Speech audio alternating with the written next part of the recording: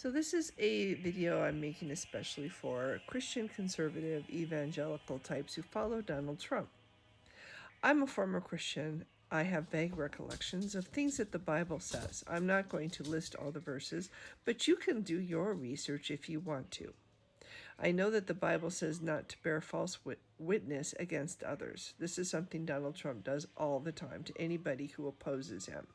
Everybody is either a liar, crooked, or corrupt. I'm sorry, I find it hard to believe that every single person that Donald Trump opposes is this way. So he therefore bears false witness against others. Why do you follow him? The Bible also says, thou shalt not kill. And I'm pretty sure it also says that if you even think about unaliving somebody in your head, it's the same thing to God as if you committed the deed. Trump has repeatedly asked why he cannot unalive people that he's displeased with. He fantasizes about vengeance and vendettas and unaliving people all the time. So to God, he has committed these murders. Why do you follow him? I'm pretty sure the Bible also says to not lie. Trump lies habitually all the time, every day, every single minute. Why do you follow him? The Bible says thou shalt not boast or be prideful. You should be humble. You should be a servant. You should have the servant's heart and be like Jesus and seek to do unto others, to be generous, to give the shirt off your back. Trump does none of these things. Trump is arrogant, boastful, prideful. He thinks he's the best at everything. He brags constantly and boasts about himself and takes credit for other people's accomplishments. Why do you follow him? Pretty sure the Bible says to turn the other cheek. Trump lashes out. Trump does not forgive. Trump goes on huge campaigns to try to get back at people. Why do you follow him? The Bible says to be patient, to be kind, to be loving, to welcome immigrants with open arms and embrace them as brothers. Trump does none of these things either. Why do you follow him? The Bible says to love thy neighbor as you would love yourself. Does Trump love his neighbors? Does Trump love anybody? Does Trump ever demonstrate love or compassion or concern for anybody else but himself? Why do you follow him? Bible says that greed is evil, that it's harder for a rich man to get to heaven as it is for a camel to get through the eye of a needle. Trump is all about getting richer, and it doesn't matter what he does as long as he gets richer and benefits and his rich friends benefit. That's all that matters to Donald Trump. Why do you follow him? So those are my questions. If you've gotten this far, I want to give you a preview of coming attractions. By following Donald Trump and voting for Donald Trump, you are voting away something that is incredibly rare and precious in this world, our right to vote and our democracy.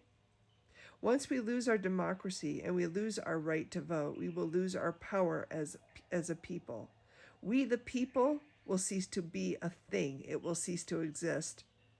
There will be no voice for us, no power, no say what happens to us in this country at all.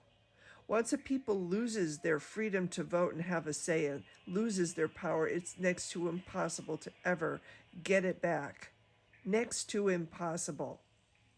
Before you callously and casually, throw away this precious right that we have been losing. Every single election, we lose more and more and more of our power. And now they want to take it away completely.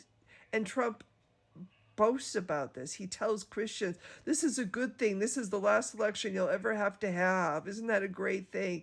No, it is not. What if the powers that be decide to become like Adolf in World War II?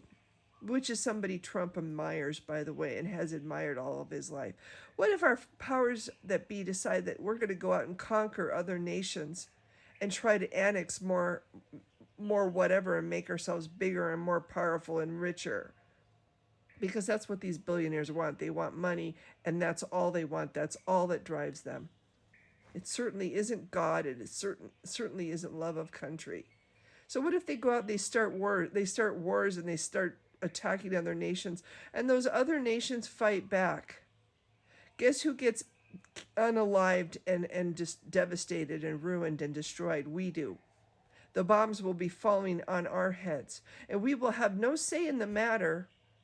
We will not be able to, oops, we picked the wrong leader. Let's pick a different one next election, because there will be no next election. We'll just be helpless to watch what our leaders do, and we'll be the ones carried along on their backs, having to face the consequences of their decisions. I made a video last night. They can decide what religion we get to vote for. We get to worship and be in. And if we're not in that religion, well, maybe they don't want us on this earth at all. Maybe there'll be a kind of Christianity that everybody needs to follow, and it isn't your kind of Christianity. Maybe this kind of Christianity is, oh, all people that are not white are evil and should be unalived. All people who are unable to work and are on the street and homeless are dragging our society down, and they should be unalived. All gay people should be unalived. All trans people should be unalived. All atheist people should be unalived. All Wiccans are evil and they should be unalived. Witches should be unalived. They're gonna have this wonderful time unaliving people, and you're gonna be absolutely not able to stop it or vote it out or have a say whatsoever. You'll be watching your neighbors get dragged out of their homes. They're talking about unaliving people, eradicating. They throw that word around like it's nothing.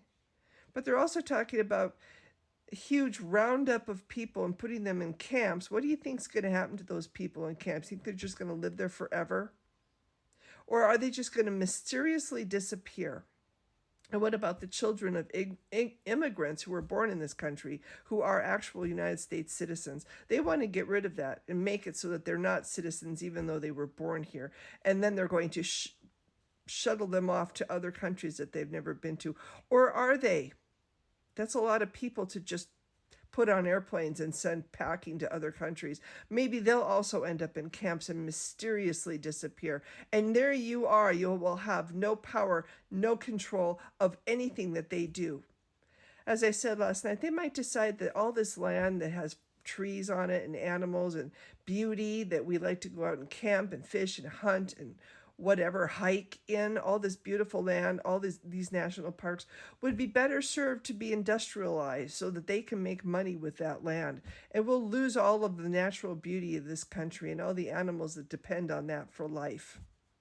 What if they decide to make a city at the bottom of the Grand Canyon, one of the most amazing natural wonders on the planet, and they decide to make a city at the bottom of the Grand Canyon, or put housing on top of beautiful mountains that you really like to look at, but now you see nothing but cities everywhere? What if they decide that it's okay to poison our air and our water? And if you want clean water, well, you're going to have to buy bottled water, and it's going to be so expensive that only the super rich can afford it. What if they decide that food itself is a privilege that only people who pay their taxes get to have, and then they raise your taxes so high you can barely stand to pay the taxes? But then again, maybe they're going to make you work 12-hour shifts at your work and not get time and a half for it. And maybe 6-hour work weeks. And maybe they'll put your kids to work. And maybe they'll decide that girls can't go to school at all, and that the only way girls can survive is by marrying somebody and pumping out babies. These are the kind of things they can do. They will have the power to do, and you will have no say in the matter. Is that really the kind of power you want to give to them? And again, Christians, get out and vote just this time. You won't have to do it anymore. 4 more years, you know what? It'll be fixed. It'll be fine. You won't have to vote anymore, my beautiful Christians. I love you, Christians. I'm a Christian. I love you. Get out.